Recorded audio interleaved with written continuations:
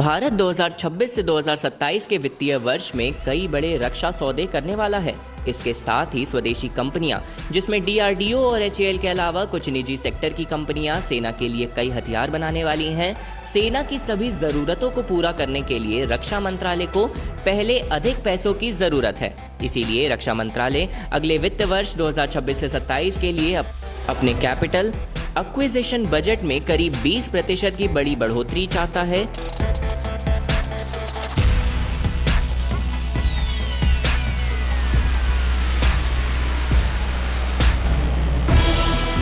रक्षा मंत्रालय की ओर वित्त मंत्रालय को भेजा गया यह पिछले 10 सालों का सबसे बड़ा वित्तीय प्रस्ताव होगा। भारत अपनी सेना को तेजी से आधुनिक बना रहा है। खास तौर पर चीन के साथ चल रहे तनाव और बदलते सुरक्षा माहौल को देखते हुए रक्षा मंत्रालय की तरफ से बजट बढ़ाने का प्रस्ताव जनवरी 2026 में वित्त मंत्रालय को भेजा जाएगा। अगर मंजूर हुआ तो कैपिटल बजट इस साल के 1.72 लाख करोड़ रुपए से बढ़कर 2.05 लाख करोड़ रुपए से ज्यादा का हो जाएगा।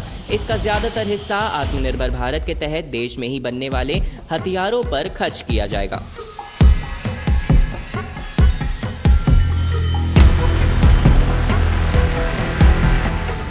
रक्षा सचिव राजेश कुमार सिंह FICCI के रक्षा सेमिनार में बोले कि काम की समय सीमा अब बहुत सख्त होगी। उन्होंने कहा कि हम कठिन पड़ोस में रहते हैं, इसीलिए हम सामान्य 10% की जगह इस बार करीब 20% की बढ़ोतरी मांगेंगे।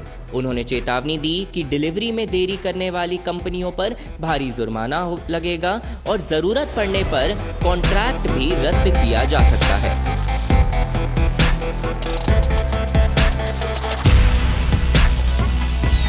फिलहाल के आंकड़ों में दिखता है कि 75% मॉडर्नाइजेशन बजट पहले से ही भारतीय निजी कंपनियों और सरकारी रक्षा कंपनियों के लिए रखा गया है।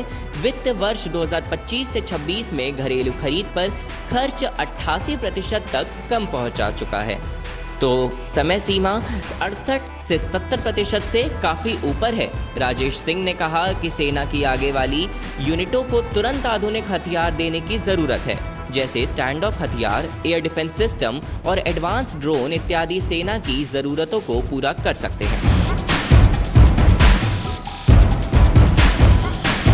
उन्होंने कहा कि मई 2025 के ऑपरेशन सिंदूर के बाद यह और जरूरी हो गया, क्योंकि उस अभियान में कमियां सामने आई थीं, जैसे प्रिसिजन स्ट्राइक और इलेक्ट्रॉनिक वॉरफेयर की कमी का उन्होंने विशेष तौर पर जिक्र किया। रक्षा मंत्रालय को आमतौर पर हर साल कैपिटल बजट में लगभग 10% की बढ़ोतरी मिलती है।